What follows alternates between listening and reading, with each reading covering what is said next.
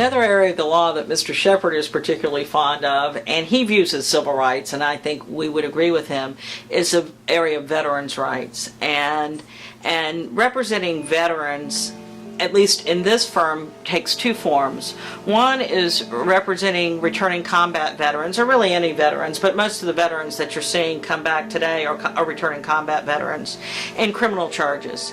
And there are some standard charges that you see. You see a lot of DUIs, you see domestic violence, battery on a law enforcement officer, and there are particular reasons for that. People are coming back. They may be suffering from traumatic brain injury. They may be suffering from PTSD. They're trying to integrate back into a society after being in a war zone. Being in a war zone, and you go from war, and then I think particularly in the law enforcement context that I've seen with veterans is you have a guy that's gone off, he's fought for his country, and he has an encounter with a police officer, and he feels that he does not get the respect that is due, or she feels that she doesn't get the respect that is due. Or and feels threatened. Or feels threatened and thinks, I went to war, I sacrificed for my country, and this is how I'm being treated. So one of the things that Bill and I have done in the last really 4 and 5 years is travel the country and teach lawyers how to represent combat veterans, and to try to engage, to the extent they'll be engaged, law enforcement in how do you approach return? How do you deal with veterans? Do you see veterans as a problem? Do you walk up to a veteran and put a black mark on his ledger, so to speak, because he's a veteran? Oh, he's a crazy veteran. Or do you try to show him some deference and some respect to diffuse the situation? So that has been one area for Bill and I that has been very rewarding, because if we incarcerate our returning combat vets that have come back from Iraq, Afghanistan, and the other areas of conflict, if we incarcerate them at the rate that we incarcerated our returning combat vets, we are going to have over 1 million veterans in our prison system in this country. So it's just so vitally important that criminal defense lawyers understand their obligation to help the criminal justice understand how it should be dealing with its veterans. Mr. Sheppard has been very involved in Veterans Court and was really one of the moving, I guess you would say, moving founders of getting a Veterans Court here in Jacksonville. It is very cutting edge. There are many, many cities and states that don't have Veterans Courts, but the beauty of Veterans Court is it's very, very intensive. But if you successfully complete Veterans Court, you have no criminal record for that charge, which is, when you think about it, will in our Veterans Court, you cannot have a crime of violence. So you're going to be excluded if you have a crime of violence. But even driving while intoxicated, if you complete that core, if you complete the program, and it is a difficult program to complete, there's nothing easy about it, but if you complete it, you don't have a criminal record, and that's pretty astounding.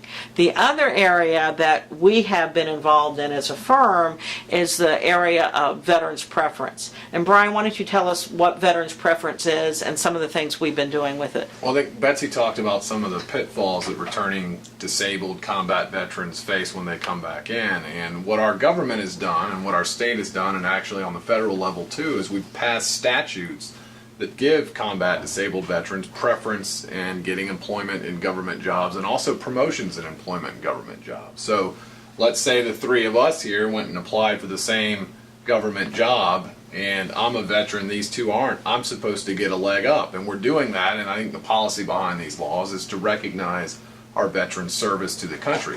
Same thing would apply if we were seeking a promotion. If I'm a veteran and they're not, I should get a leg up. Well, we recently got done representing a young man. I guess he's not a young man. No, not anymore. A gentleman named Mr. Brennan down in Miami, and he sued the city of Miami because he was a firefighter who had left and went off to combat, and when he came back, he was seeking a promotion.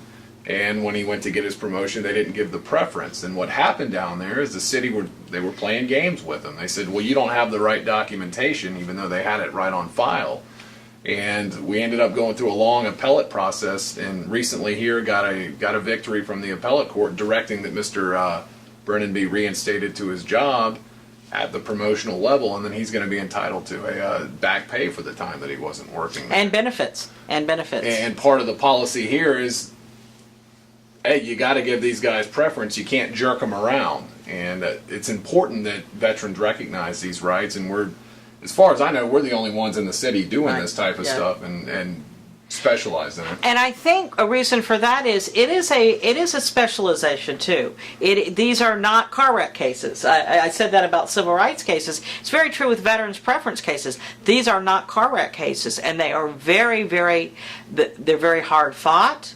And a lot of people do not understand what it means. So when you walk in and you say, I have a veteran who's entitled to preference, they kind of look at you funny, like, what are you talking about? So you're not just litigating, you're educating, and you're not just educating opposing counsel, you're educating administrative law judges, you're educating appellate courts, and I'm totally hopefully educating the employers that they don't continue to fail to recognize the service of these men and women that have put their neck on the line. Because to be a qualified veteran, you have to have served in a combat theater, or you have to have been disabled in the line of duty.